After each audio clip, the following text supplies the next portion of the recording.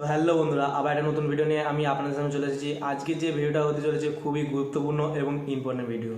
তো এই ভিডিওটাতে যেই কথাগুলো আমি বলতে চলেছি যে বন্ধুরা, আজানের সময় কুকুর ঘেউ ঘেউ করে আওয়াজ করে কেন? আজান বন্ধ হয়ে গেলে কুকুর চুপ মেরে যায়। তো ফজরে আজানের সময়ও কুকুর ঘেউ ঘেউ করে আওয়াজ করে। তো কী কারণে সেই সমস্ত ঘটনা আজ এই ভিডিওর মাধ্যমে জানতে চলেছি। তো এই ভিডিওটা নেওয়া হয়েছে আই নলেজ চ্যানেল থেকে। তো এই চ্যানেলটিকে সাবস্ক্রাইব করে দেবেন। তো বন্ধুরা, ভিডিওটা খুবই গুরুত্বপূর্ণ এবং ইম্পর্টেন্ট ভিডিও হতে চলেছে। ভিডিওটা মন দিয়ে আপনারা দেখবেন। বন্ধুরা চলুন ভিডিও দেখা যাক। ভিডিও শুরু করার প্রথমে আপনার কাছে একটি ছোট রিকোয়েস্ট থাকবে যে ভিডিওটিকে অবশ্যই লাইক করুন, আর যদি আপনি আমাদের চ্যানেল এখনো পর্যন্ত সাবস্ক্রাইব না করে থাকেন তাহলে অবশ্যই সাবস্ক্রাইব করে নিন। তাহলে চলুন আমরা ভিডিওর দিকে এগিয়ে যাই। সকলেরই এটি জানতে ইচ্ছে হয় যে সেটি কোন এমন কারণ যার জন্য আজান শুরু হতেই কুকুর ঘেউ ঘেউ করে, আবার আজান সম্পূর্ণ হতেই চুপ হয়ে যায়, আর এটি আবার বিশেষ করে ফজরের আজানের সময়ে হয়ে থাকে। তো চলুন আপনাদেরকে জানিয়ে রাখি এর আসল কারণ কি। আল্লাহ রাব্বুল আলামিন জীবজন্তুদের মধ্যে একটি এমন শক্তি দান করেছেন যা আমাদের মানুষদের মধ্যে নেই। আবার সেখানে আল্লাহ রাব্বুল আলামিন মানুষকে আশরাফুল মাখলুকাত মানে সমস্ত মাখলুকাতদের মধ্যে সবচেয়ে খুব সুন্দর করে বানিয়েছেন। কিন্তু আল্লাহ তাআলা মানুষদেরকে সেই শক্তি দান করেননি যেখান থেকে তারা আসমান এবং চলতে ফিরতে থাকা শয়তানের সঙ্গে বালা মুসিবতগুলোকেও দেখতে পায়। কিন্তু এই জানোয়ারেরা সেগুলোকে দেখতে পায় আর কথা না বলতে পারার কারণে মানুষদেরকে বোঝাতে পারে না। তো সেই জন্য তারা এমন আওয়াজ বের করে মানুষদেরকে খবর করার চেষ্টা করে।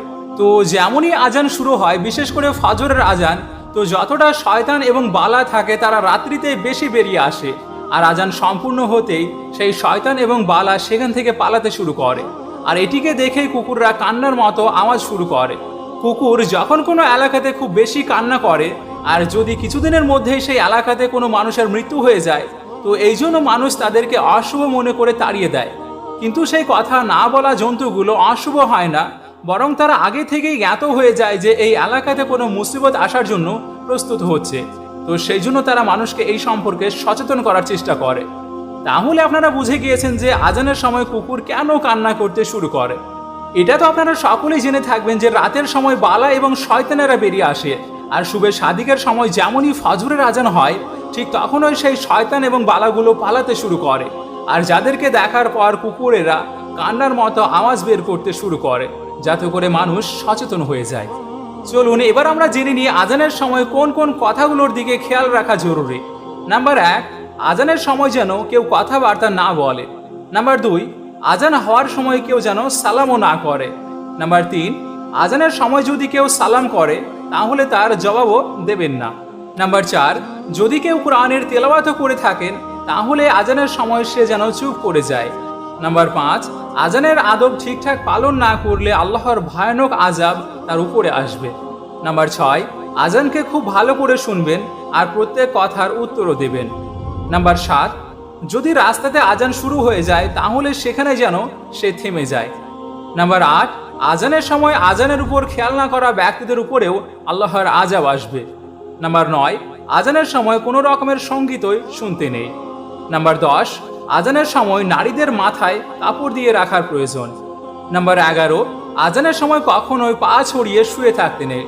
নাম্বার 12, যেই ব্যক্তি আজানের সময় কথাতে মশগুল থাকে তার সমাপ্ত খুবই ভয়ানক হওয়ার সম্ভাবনা। নাম্বার 13, যখন আজান শুনবে তখন যেন তার উত্তরও দেওয়া হয়। আজান দেওয়া ব্যক্তি যা বলবে শোনা ব্যক্তি সেই প্রত্যেক কথাকেই বলবে, শুধুমাত্র হাইয়া আলাস সালাহ আর হাইয়া আলাল ফালার স্থানে লা হাওলা ওয়ালা কুওয়াতা ইল্লা বিল্লাহ বলবেন। নাম্বার 14, যখন মুয়াজ্জিন আশহাদু আন্না মুহাম্মাদুর রাসূলুল্লাহ বলবেন তখন শোনা ব্যক্তিরা বুড়ো আঙ্গুলে চুমু খেয়ে যেন চোখে লাগায়। নাম্বার 15, খুতবার আজানের জবাব দেওয়া মুক্তাদিদের জন্য জায়েজ নেই। নাম্বার 16, হায়েজ ও নেফাস মহিলাদের আজানের উত্তর না দেওয়াই ভালো। নাম্বার 17, প্রস্রাব কিংবা পায়খানাতে কেউ যেন আজানের জবাব না দেয়। তো আমরা চেষ্টা করব আজানের সময় এই কথাগুলোকে বেশি বেশি খেয়াল করার। আল্লাহ রাব্বুল আলামিন যেন আমাদের সকলকে এই সমস্ত কথার উপর আমল করার তৌফিক দান করেন।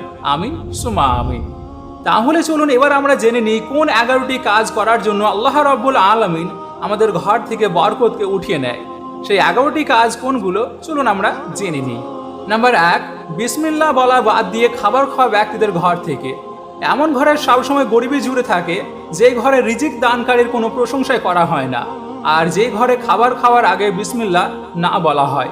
সেই জন্য যদি আপনিও চান আপনার ঘরে সবসময় বরকত জুড়ে থাকবে এবং আপনার রিজিকে বরকত হবে, তাহলে যখন ওই খাবার খাবেন তখন তার আগে বিসমিল্লাহ অবশ্যই পড়ে নেবেন। নাম্বার 2, অজু না করে কোরআনে পাককে তেলাওয়াত করার কারণে আল্লাহ রাব্বুল আলামিন এমন ঘর থেকে বরকতকে উঠিয়ে নেয় যে ঘরে কোরআনে কারীমকে কোনো রকম অজু ছাড়াই পড়া হয়। তো এই জন্য এই কথার উপরে অবশ্যই খেয়াল রাখবেন যে যখন ওই কোরআনে কারীমকে পড়বেন তখন যেন অজু অবশ্যই করে নেবেন। নাম্বার 3, ঘরের দুয়ার থেকে কোনো সাহায্য চাওয়া ব্যক্তিকে খালি হাতে ফিরিয়ে দেওয়ার কারণে। সেই জন্য আপনি এই কথার দিকে অবশ্যই খেয়াল রাখবেন, যখনই আপনার দুয়ারে কোনো সাহায্য চাওয়া ব্যক্তি অথবা ফকির আসবে তখন তাকে কিছু না কিছু অবশ্যই দেবেন, খালি হাতে একদমই ফেরাবেন না। যদি আপনি তাকে খালি হাতে ফিরিয়ে দেন আর সেই সময় তার মুখ থেকে কিছু বদদোয়া বেরিয়ে যায়, তাহলে আপনার ঘর বরবাদ হয়ে যাওয়ার সম্ভাবনা থাকবে। নাম্বার 4, মেহমান আসলে নারাজ হওয়ার কারণে। আপনাদেরকে জানিয়ে রাখি যে ইসলামে মেহমানের সম্মান অনেক উঁচু করা হয়েছে, আর মেহমানের খেদমত করার জন্য আল্লাহ রসুল সাল্লাল্লাহু আলাইহি সাল্লাম ইরশাদ করেছেন যতটা পারা যায় ততটা ভালো করে করতে। তো সেই জন্য আপনি এই কথার উপর অবশ্যই খেয়াল রাখবেন যে যখন আপনার ঘরে কোনো মেহমান আসবে তাহলে তখন আপনি তার খেদমত মন থেকে করবেন, আর আপনি তাকে খুশি করে তবেই বিদায় জানাবেন, কেননা মেহমানকে অখুশি করা ব্যক্তির ঘর থেকে আল্লাহ বরকতকে ছিনিয়ে নেন। নাম্বার 5, মা বাবার সঙ্গে অভদ্র আচরণ করা ব্যক্তির ঘর থেকে।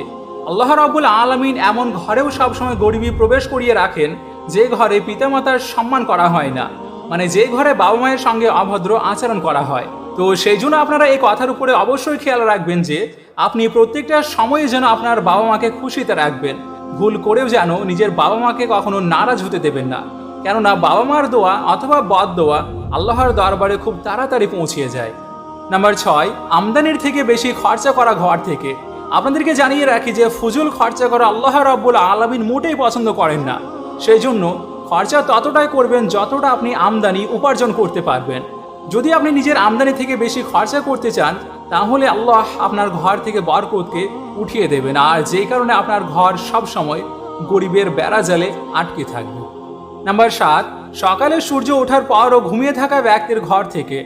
আল্লাহ এমন সমস্ত ঘর থেকেও ফেরেশতাদেরকে সরিয়ে নেন যে ঘরে সূর্য ওঠার পরও শুয়ে থাকা হয়। এই জন্য যদি আপনিও চান যে আপনার ঘর সবসময় বরকতময় হয়ে থাকবে, তাহলে আপনি ভোরবেলা ফজরের আজানের আগে উঠে নিয়ে ফজরের নামাজকে পড়বেন, তারপর দেখুন আপনার ঘরে কেমনভাবে বরকত নেমে আসে আর আপনার জীবনও কিভাবে পরিবর্তন হয়ে যায়। নাম্বার 8, 40 দিনেরও বেশি সময় পর্যন্ত গোপনাঙ্গে চুল রেখে দেওয়ার কারণে। ইসলাম একটি পাক এবং পবিত্র মাযহাব, আর আল্লাহ রাব্বুল আলামিন পবিত্রতাকে বেশি পছন্দ করেন। এই জন্য কোনো ব্যক্তি যদি গোপনাঙ্গের চুল 40 দিনের পরও পরিষ্কার না করেন তাহলে আল্লাহ এমন ব্যক্তিকে অপছন্দ করে থাকেন আর এদের ঘর থেকেও বরকতকে উঠিয়ে নেন। নাম্বার 9, সন্তানদেরকে বেশি শাসন করার কারণে। যেই ব্যক্তি নিজের সন্তানদের সঙ্গে মারপিট করে, তাদেরকে গালিগালাজ করে, আর বিশেষভাবে সেই ব্যক্তি যে নিজের কন্যাদেরকে গালাগালি করে থাকে, তাহলে আল্লাহ রাব্বুল আলামিন এমন ঘর থেকেও বরকতকে খতম করে দেন, আর এমন ঘর সবসময় গরিবী থেকেই যায়। নাম্বার 10, মাগরিব এবং এশার মধ্যবর্তী সময়ে শোয়ার কারণে। আল্লাহ তাআলা মাগরিব এবং এশার মধ্যবর্তী সময়ে শোয়ার জন্য মানা করেছেন। তো এই জন্য যদি আপনি চান আপনার ঘরে বরকত সারা সময় জুড়ে থাকবে, তাহলে আপনি ভুল করেও এশা এবং মাগরিবের সময় ঘুমাবেন না। নাম্বার 11, কোরআনে কারিমের তেলাওয়াত না করার কারণে। যে ঘরে কোরআনে কারিমের তেলাওয়াত না হয়ে থাকে তাহলে আল্লাহ রাব্বুল আলামিন এমন ঘরকে অপছন্দ করে থাকেন। আল্লাহ রাব্বুল আলামিন এমন ঘরকে সবসময় গরিব করে রেখে দেন। নাম্বার 12, যেই ঘরে খাবার খাওয়ার জন্য কোনো দস্তারখান থাকে না সেই ঘর থেকেও বরকতকে উঠিয়ে নেওয়া হয়। নাম্বার 13, বাড়িতে পর্দাযুক্ত গোসলখানা না থাকার কারণে। যেই বাড়িতে মেয়েদের গোসল করা অথবা কাপড় পরিবর্তন করার জন্য কোনো নির্দিষ্ট পর্দাযুক্ত স্থান থাকে না সেই ঘর থেকে কখনো অভাবও যাবে না। তো এগুলি ছিল সেই কাজ যেগুলোকে করার কারণে আল্লাহ রাব্বুল আলামিন ঘর থেকে বরকতকে উঠিয়ে নেন, আর এমন ঘরে অভাব সব সময় থেকে যায়। তো সেই জন্য যদি আপনিও চান যে আপনার ঘরেও বরকত থাকবে, আপনার ঘর এবং ফ্যামিলি এই গরিবী এবং পেরেশান থেকে বেঁচে থাকবে, তাহলে এই কাজগুলোকে কখনো ভুল করেও করবেন না। আমরা আশা রাখছি আজকের এই ভিডিওটি আপনাদের অবশ্যই ভালো লেগেছে, আর ভালো লাগার সবচেয়ে খুব সুন্দর ইজহার এটি যে ভিডিওটিকে লাইক করে আপনি আপনার ফ্যামিলি এবং প্রিয়জনের মাঝে অবশ্যই শেয়ার করুন। শুকরিয়া। আসসালামু আলাইকুম ওয়া রাহমাতুল্লাহ। তো তো বন্ধুরা ভিডিওটা খুবই ইম্পর্টেন্ট এবং গুরুত্বপূর্ণ একটা ভিডিও ছিল। তো বন্ধুরা ভিডিওটা কেমন লাগলো তা কমেন্ট বক্সে কমেন্ট করে জানাবেন এবং লাইক শেয়ার চ্যানেলটিকে সাবস্ক্রাইব করে দেবেন। ওকে বন্ধুরা।